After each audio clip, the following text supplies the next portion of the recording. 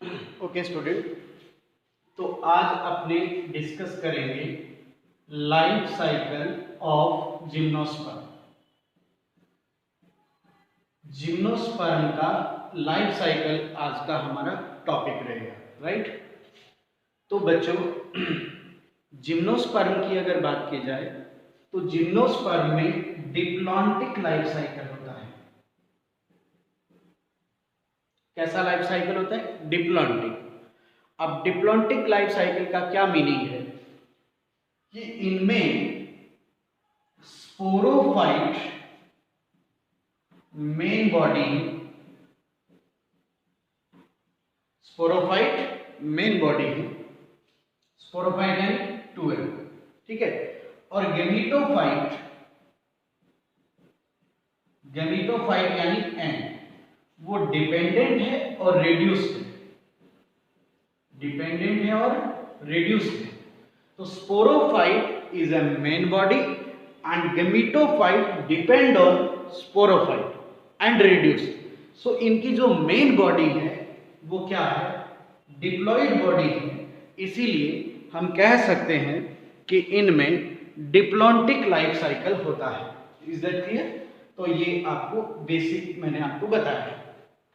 अब आइए हम लोग ये जानते हैं कि कैसे इसमें इसका जो लाइफ साइकिल है वो होता है। तो बच्चों, सबसे पहले आप ये देखिए कि मान लेते हैं हम कि ये मेल बॉडी है। तो मेल बॉडी जो होगा उसके अंदर मेल रिप्रोडक्टिव स्ट्रक्चर जो होती है, मेल प्लांट के अंदर, प्लांट मेल है तो इसकी जो मेल रिप्रोडक्टिव स्ट्रक्चर है वो होती है मेल कॉर्ड। क्या होती है बच्चों? मेल कॉर्ड या स्ट्रोबिलस बोलते हैं इसे, स्ट्रोबिलस, ठीक है। और जो फीमेल प्लांट है उसकी जो फीमेल रिप्रोडक्टिव स्ट्रक्चर है उसको बोलते हैं अपन फीमेल कॉर्ड। तो male reproductive structure male cone या स्ट्रोबिलस और female reproductive structure female cone. अब बच्चों, मैं आपको बताता हूं कि ये कौन क्या चीज है। अब से पहले हमने टेरिडोफाइट में पढ़ा था कि जो माइक्रोस्पोरोफिल होती है, क्या होती है? माइक्रोस्पोरोफिल, उसमें माइक्रोस्पोरेंजिया बनती है और माइक्रोस्पोरेंजिया माइक्रोस्पोर बनाती है और यही मेल स्पोर माना जाता था, राइट। इसी तरह मेगास्पोरोफिल, मेगास्पोरोफिल मेगास्पोरेंजिया बनाती है और मेगास्पोरेंजिया मेगास्पोर बनाती है जो कि फीमेल स्पोर है। बात समझ आई? माइक्रोस्पोरोफिल माइक्रोस्पोरेंजिया बनाएगी और वो माइक्रोस्पोर बनाएंगे, मेगास्पोरोफिल मेगास्पोरेंजिया बनाएगी और वो मेगास्पोर बनाएंगे, राइट। यहां तक बात समझ। अब एक्चुअली क्या है बेटा कि जो माइक्रोस्पोरोफिल है यानी लीफ है, स्पोरोफिल क्या है? लीफ। माइक्रोस्पोरोफिल जो है इनका ग्रुप ही है वो, ये माइक्रोस्पोरोफिल कंबाइन हो जाती है और इनका जो ग्रुप है वो बनाता है कोन लाइक स्ट्रक्चर जिसको बोलते हैं मेल कोन। इसी तरह मेगास्पोरोफिल का जो ग्रुप है वो क्या बनाएगा? Female cone. कहने का मतलब ये हुआ कि मेल कोन में क्या होती है? माइक्रोस्पोरोफिल होती है और फीमेल कोन में क्या होती है? मेगास्पोरोफिल होती है। बात समझ आ गई बच्चों एकदम अच्छे से? कोई डाउट? अब देखो ये कौन समझ आ गया ना, कौन क्या है? माइक्रोस्पोरोफिल का ग्रुप है और फीमेल कौन क्या है? वो मेगास्पोरोफिल का ग्रुप है। Is that clear? बाकी तो वही है टेरिडोफाइट वाली बात। अब आगे एक बात और समझाते हैं आपको। देखो कि बच्चों, ये जो माइक्रोस्पोरोफिल है वो एंजियोस्पर्म प्लांट के अंदर फ्लावर होता है ना, तो उसमें एंड्रोसियम और गाइनोसियम पढ़ते हैं आप। तो माइक्रोस्पोरोफिल यहां स्टेमन का रोल करेगी। एंजियोस्पर्म में फ्लावर में स्टेमन होते हैं ना, तो स्टेमन के इक्विवेलेंट आप माइक्रोस्पोरोफिल बोलेंगे। माइक्रोस्पोरेंजिया को आप एंथर या पोलन सेट की जगह रखेंगे या एंथर, और माइक्रोस्पोर को आप पोलन ग्रेन की जगह काउंट करेंगे। Is that clear? मेगास्पोरोफिल किसके इक्विवेलेंट आएगी? कार्पल के इक्विवेलेंट आएगी। और मेगास्पोरेंजिया ओव्यूल माना जाएगा, ठीक है ना? Is that clear? मेगास्पोरेंजिया क्या माना जाएगा? ओव्यूल माना जाएगा। Is that clear? तो ये एंजियोस्पर्म के इक्विवेलेंट ये स्ट्रक्चर को मैंने यहां पे रखा है, ठीक है? बात समझ आई? तो ये बेसिक समझ आ गया एकदम अच्छे से। अब देखो, ये बेसिक होने के बाद हम आपको इसके लाइफ साइकिल के पार्ट्स की तरफ लेके चलते हैं। सबसे पहले हम बात करते हैं कि ये मेल कौन है और फीमेल प्लांट है, तो उसमें क्या होगा? फीमेल कौन होगा, है ना? मेल कौन किसका ग्रुप है? माइक्रोस्पोरोफिल का ग्रुप है। और फीमेल कौन किसका ग्रुप है? मेगास्पोरोफिल का ग्रुप है। तो यहां पर मेल कौन में क्या है बच्चों? माइक्रोस्पोरोफिल है। तो ये क्या है बच्चों? 2n है। इसी तरह फीमेल कौन में मेगास्पोरोफिल है, तो ये भी क्या है बच्चों? 2n है। ठीक बात? अब जो ये हमने पढ़ा है यहां पर माइक्रोस्पोरोफिल, इस पे बनेगी माइक्रोस्पोरेंजिया। स्पोरेंजिया, तो माइक्रोस्पोरेंजिया भी क्या रहेगी बच्चों? 2n। और इसी तरह मेगास्पोरोफिल में भी क्या बनेगी बच्चों? मेगास्पोरेंजिया। और मेगास्पोरेंजिया भी क्या रहेगी बच्चों? 2n। Is that clear? Microsporangia में माइक्रोस्पोर मदर सेल होगी, माइक्रोस्पोर मदर सेल होगी। और ये माइक्रोस्पोर मदर सेल भी क्या है बच्चों? 2n है, माइक्रोस्पोर बनाने वाली सेल। इसी तरह इसमें क्या होगी बच्चों? Megaspore mother cell. और मेगास्पोर मदर सेल भी क्या है बच्चों? 2n है। Is that clear? अब क्या होगा बेटा कि ये जो माइक्रोस्पोर मदर सेल है ये करेगी मियोसिस, ठीक है? और ये जब मियोसिस करेगी तो ये बनाएगी बच्चों माइक्रोस्पोर। समझ गए बेटा?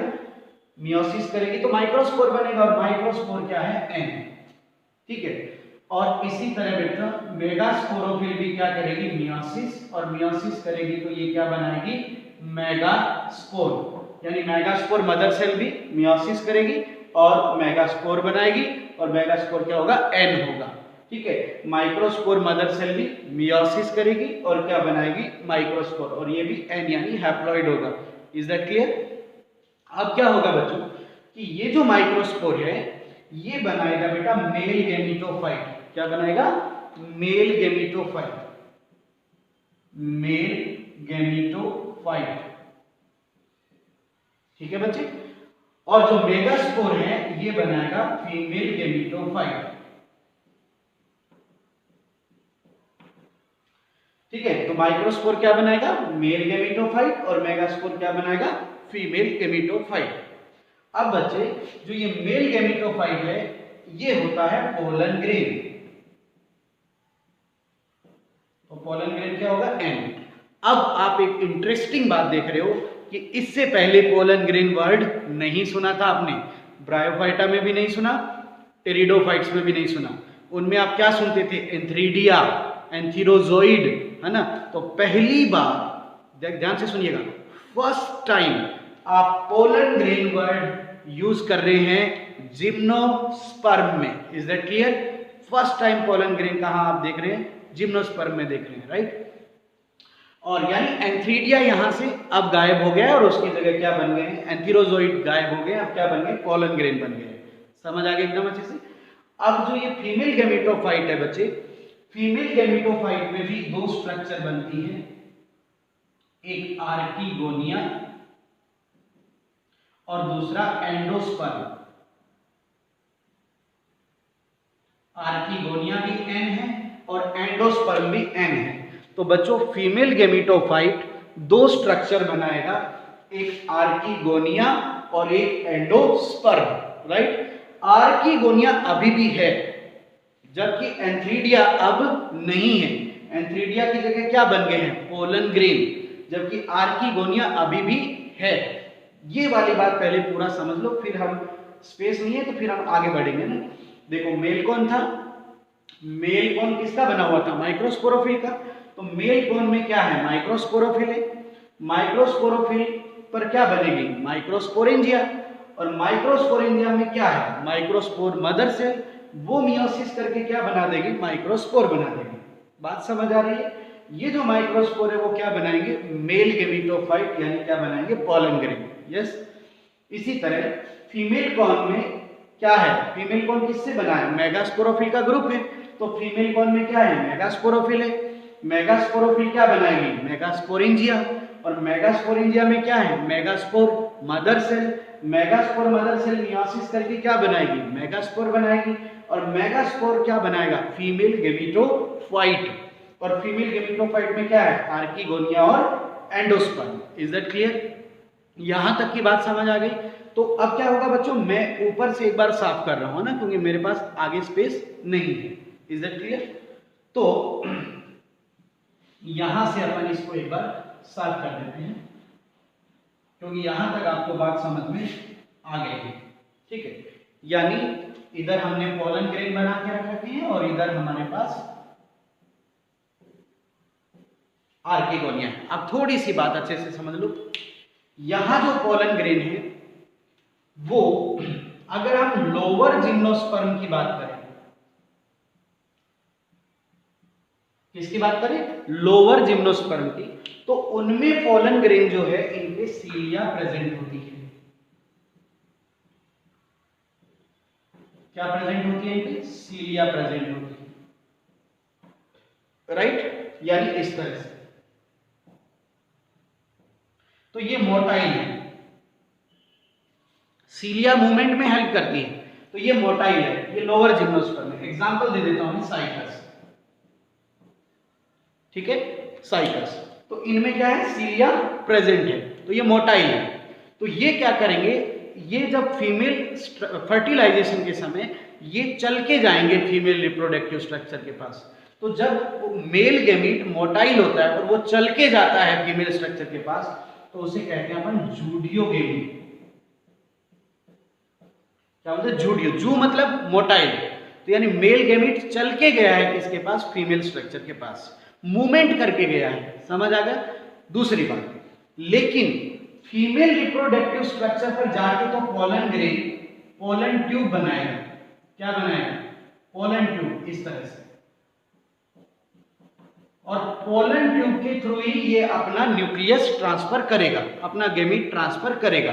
फीमेल एग के साथ अपना जो न्यूक्लियस ट्रांसफर करेगा वो ट्यूब के थ्रू करेगा, चल के जाएगा, लेकिन वहां जाकर ये पोलन ट्यूब बनाएगा ही बनाएगा। तो पोलन ट्यूब बनने को बोलते हैं साइफेनोगेमी। साइफन का मतलब ट्यूब, तो पोलन ट्यूब बनने को बोलते हैं साइफेनोगेमी। साइफेनोगेमी, साइफन का मतलब ट्यूब, साइफन का मतलब ट्यूब। तो बेटा क्या देखा आपने, पोलन ग्रेन मोटाइल भी है तो जूडियोगेमी, लेकिन वो ट्यूब भी बना रहा है तो साइफेनोगेमी। इसलिए हम ये कह सकते हैं कि लोअर जिम्नोस्पर्म में जूडियो साइफेनोगेमी होती है, जूडियो साइफेनोगेमी होती है। जूडियो का मतलब कि वो चल के जाता है, साइफेनो का मतलब वो ट्यूब भी बनाता है। Is that clear? लेकिन ये बात किसके लिए लागू है, लोअर जिम्नोस्पर्म के लिए लागू है। एग्जाम्पल भी मैंने दे दिया आपको, क्या, साइकस। Is that clear? बात समझ आई? लेकिन अगर अपन बात करते हैं हायर जिम्नोस्पर्म की, इसकी बात करते हैं हायर जिम्नोस्पर्म की, तो जो हायर जिम्नोस्पर्म है या मेजॉरिटी ऑफ जिम्नोस्पर्म है, मैं मेजॉरिटी की बात कर लेता हूं, ज्यादातर जो जिम्नोस्पर्म है, मेजॉरिटी की बात कर रहा हूं मैं, तो ज्यादातर जिम्नोस्पर्म में क्या होता है, पोलन ग्रेन नॉन मोटाइल होता है। क्या होता है, नॉन मोटाइल, ये मूवमेंट नहीं करता, मतलब इनमें सीलिया एब्सेंट है, फ्लैजिला एब्सेंट है। ठीक है, तो ये जो पोलन ग्रेन है वो एयर के थ्रू पॉलिनेशन होता है। ठीक है, तो एनिमोफिली, एनिमोफिली आपने 10th क्लास में पढ़ा है ना, एयर से पॉलिनेशन होता है। तो ये जिम्नोस्पर्म का कैरेक्टरिस्टिक फीचर है बेटा, मोस्ट ऑफ जिम्नोस्पर्म में एयर पॉलिनेशन होता है, ध्यान रखना। तो ये जो पोलन ग्रेन है वो एयर के साथ हवा में उड़कर फीमेल रिप्रोडक्टिव स्ट्रक्चर पर जाते हैं। ठीक है ना। तो एनिमोफिली के थ्रू ये ट्रांसफर होते हैं, यानी इसके ट्रांसफर होने का क्या मेथड है, एयर विंड के साथ ये जाते हैं और फिर वहां जाकर पोलन ट्यूब बनाते हैं, यानी ये ट्रांसफर हो गया और ट्रांसफर होने के बाद वो क्या बनाते हैं, पोलन ट्यूब बनाते हैं, ठीक है। तो इनमें क्या मेल गेमीट चल के गया, नहीं गया ना चल के, इसीलिए इनमें केवल जो हायर जिम्नोस्पर्म है इनमें केवल ट्यूब बन रही है, इसलिए इनमें साइफेनोगेमी होती है। क्या होती है बेटा, साइफेनोगेमी होती है इनमें, क्योंकि मेल मोटाइल नहीं है। Is that clear. और ये सबसे बेहतर क्वेश्चन है कि जिम्नोस्पर्म में पॉलिनेशन का क्या मेथड है, एयर पॉलिनेशन यानी एनिमोफिली। इज दैट क्लियर, समझ आ गया एकदम अच्छे से। अब ये तो पोलन ग्रेन के बारे में मैंने कुछ बता दिया आपको। अब हम बात करते हैं इसके बारे में, आर्किगोनिया के बारे में बात करते हैं। आर्किगोनिया यहां पर, अब आप याद करो थोड़ा, देखो पीछे की क्लास आपको याद रखनी पड़ेगी। मैंने एल्गी पढ़ाई थी, आर्किगोनिया पहली बार कहां पढ़ी थी आपने, एल्गी में पढ़ी थी। तो आर्किगोनिया इस तरह से पढ़ी थी आपने। ये क्या थी, नेक थी, और ये क्या था, वेंटर था, और इसमें ये नेक कैनाल सेल थी अगर आपको याद है तो एनसीसी, और ये वेंटर कैनाल सेल थी वीसीसी, और ये एग था। याद है ना आर्किगोनिया की स्ट्रक्चर। मैंने आपको ये बताया था कि ब्रायोफाइटा में नेक कम हो जाएगी, टेरिडोफाइटा में और कम हो जाएगी, और जिम्नोस्पर्म में तो रिड्यूस्ड हो जाएगी। तो यानी बेटा जिम्नोस्पर्म में आते आते कुछ ऐसा बचेगा, यानी आपको जिम्नोस्पर्म में आते आते ये मिलेगा कि एनसीसी क्या मिलेगी, नेक कैनाल सेल कितनी मिलेगी, 1, वीसीसी कितनी मिलेगी, 1, यानी ये नेक रिड्यूस होती गई, नेक क्या होती गई, रिड्यूस होती गई। तो आर्किगोनिया यहां पर रिड्यूस्ड होती है। क्या होती है, रिड्यूस्ड। समझ आ गया एकदम अच्छे से। सबसे ज्यादा रिड्यूस्ड आर्किगोनिया किसके, जिम्नोस्पर्म की, क्योंकि बेटा एंजियोस्पर्म में आप आर्किगोनिया नाम नहीं सुनने वाले हैं, ठीक है ना। एंजियोस्पर्म में तो आप क्या सुनेंगे, ओवरी, ओव्यूल, स्टिग्मा, स्टाइल, समझ आ रहा है ना, पिस्टिल, कार्पल, वही पढ़ेंगे ना। तो आर्किगोनिया बस अब ये लास्ट दौर है आर्किगोनिया का, आर्किगोनिया इसके बाद विलुप्त हो जाएगी। समझ आ गया, क्लियर हुआ। तो रिड्यूस्ड आर्किगोनिया होती है। दूसरी बात, आर्किगोनिया में एग होगा, आर्किगोनिया में क्या प्रेजेंट होगा, एग, ठीक है ना, एग होगा इसके अंदर, फीमेल गैमेट पॉलिनेज, दैट इज फीमेल गैमेट। अब देखो सबसे बेहतरीन क्वेश्चन जो बहुत बार कॉम्पिटिटिव एग्जाम में पूछ लिया गया और आपको जनरली हर जगह क्वेश्चन मिलेगा, एंडोस्पर्म। एंडोस्पर्म जानते हैं सभी बच्चे। एंडोस्पर्म का काम क्या होता है बेटा, एंडोस्पर्म का काम होता है न्यूट्रिशन प्रोवाइड करवाना। किसको, एम्ब्रियो को। जो एम्ब्रियो डेवलप हो रहा है उसको न्यूट्रिशन देने का काम किसका है, एंडोस्पर्म का है, राइट। एंडोस्पर्म एंजियोस्पर्म में भी होता है और एंडोस्पर्म जिम्नोस्पर्म में भी है, लेकिन क्या फर्क है, एंडोस्पर्म जो जिम्नोस्पर्म का है वो एन है। चलो मैं ये लिख देता हूं और इसको ध्यान रखना। एंडोस्पर्म जिम्नोस्पर्म के अंदर एंडोस्पर्म का फॉर्मेशन बिफोर फर्टिलाइजेशन हो जाता है।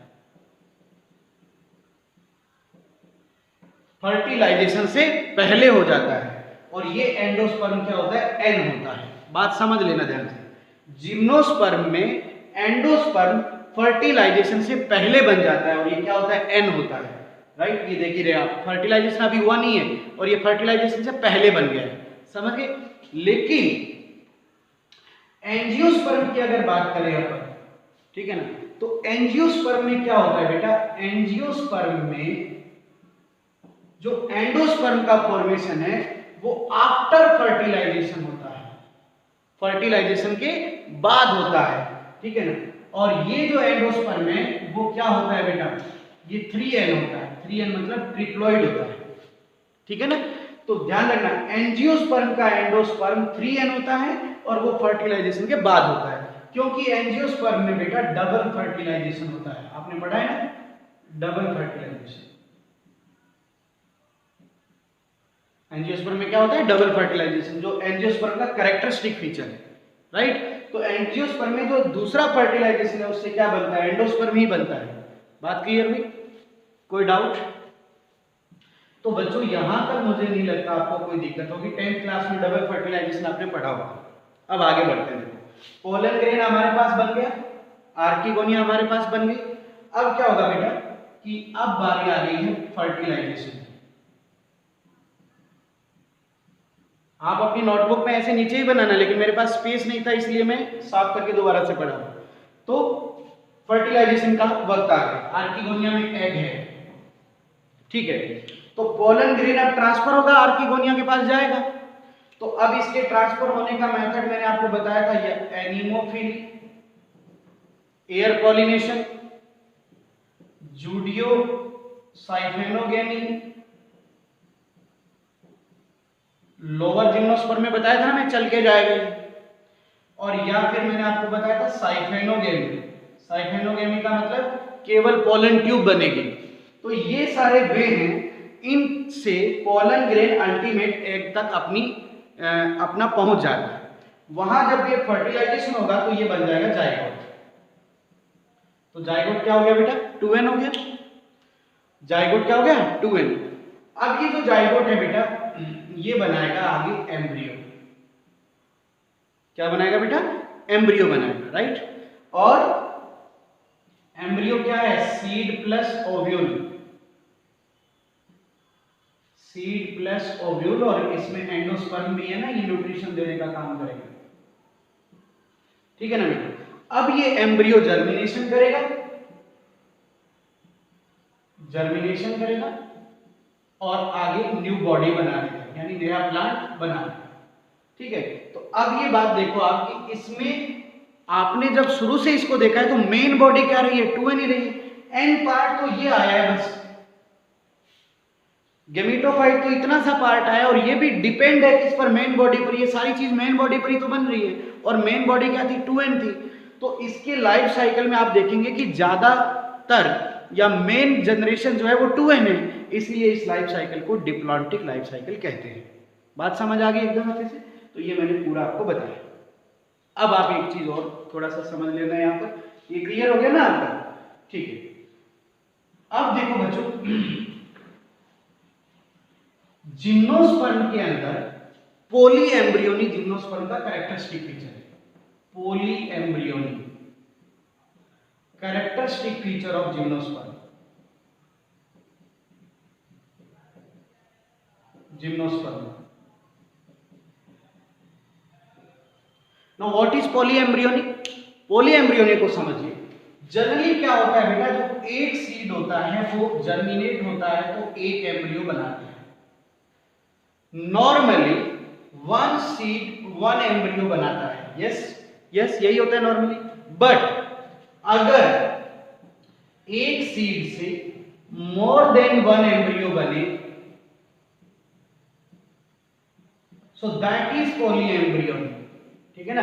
One seed contain more than one embryo, so that is polyembryony.